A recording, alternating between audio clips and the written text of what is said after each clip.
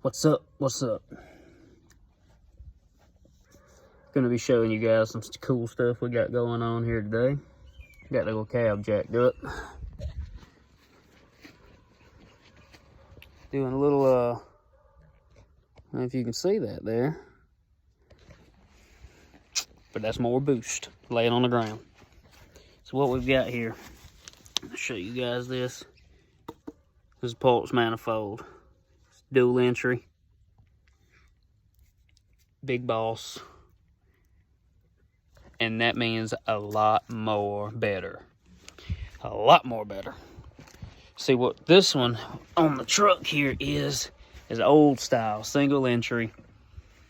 Just a boat anchor ass setup.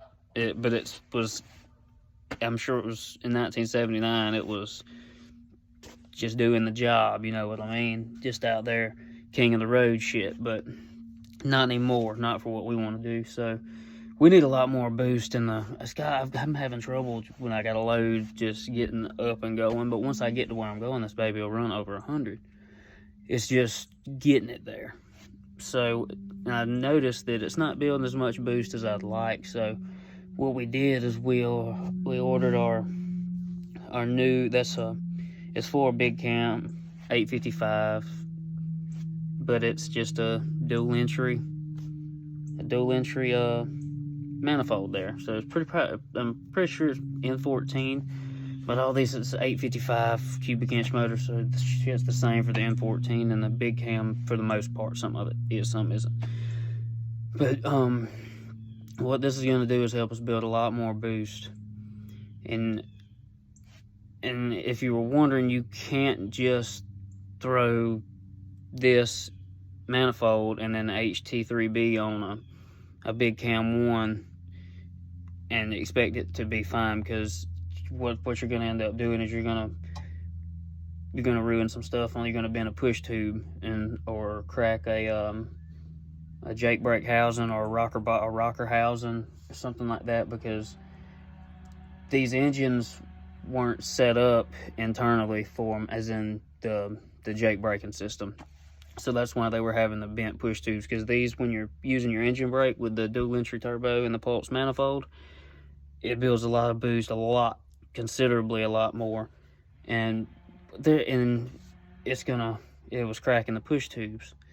And Mr. Jim Hurricane on YouTube, I really recommend watching his video, because he explains it 100 times better than I could ever explain it.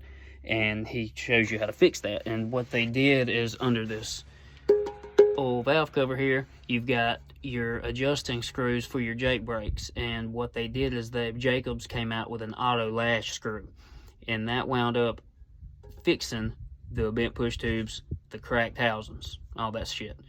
So, and this engine has already been updated. So I checked the part numbers on the auto lash screws. They're good to go. So that tells me this engine's been in before. So, which is not a bad thing. And it's really a good thing. It's on the clock, it's showing 830 something thousand. So, and I know for a fact it has not been rolled over as the odometer goes, because I actually got in touch with the guy who bought it from the farmer. So this would be, let's see, a freight company bought it new in 79.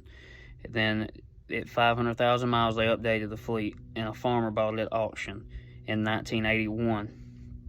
And he was from Bridger, Montana. Still got the Montana plates on the front, actually.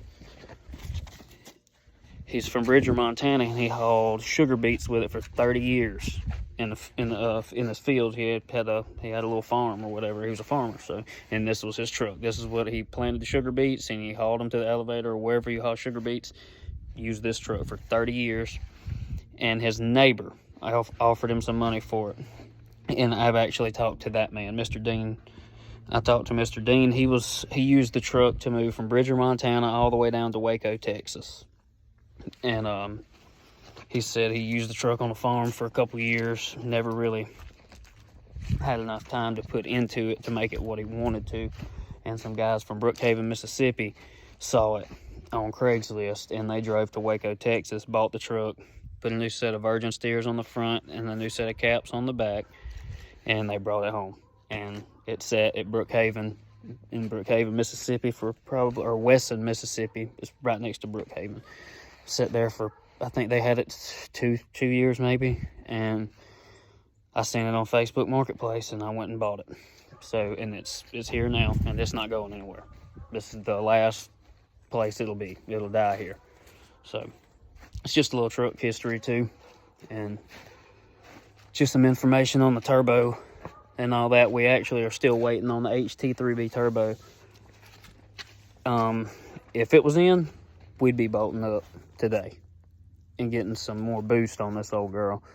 See how she handles it. But hopefully within a week, 2 weeks, my turbo will be in, and we'll get a video putting all that on there, and just one step closer to having this thing just like I want it before we start making a little money with it. But thanks for tuning in.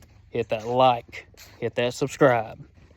I appreciate everybody that has been liking and subscribing to videos. We have got so many more followers. Just this week alone, we went from 90, my goal was to break 100 before New Year's, and we've exceeded that goal. We went from 60 at the beginning of December, and now it's the 17th maybe. I don't even know what day it is, but we're at 117. So thank you guys. I can't appreciate that enough. But well, I appreciate you guys tuning in. We'll get some more videos up ASAP with this turbo. But have a good one, guys. Thank you.